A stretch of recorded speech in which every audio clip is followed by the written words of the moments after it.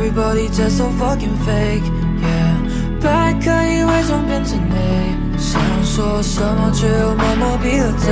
那些花言巧语适合别人，别送给我。我相信你不懂，却装得很轻松。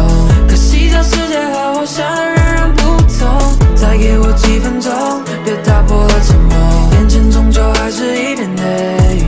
无心的话是曾在哪里听过？先放大将不存在的生活，权力游戏欲火焚心，我该相信谁的声音？虚荣心作祟，杜撰主角对白，未来不是梦境，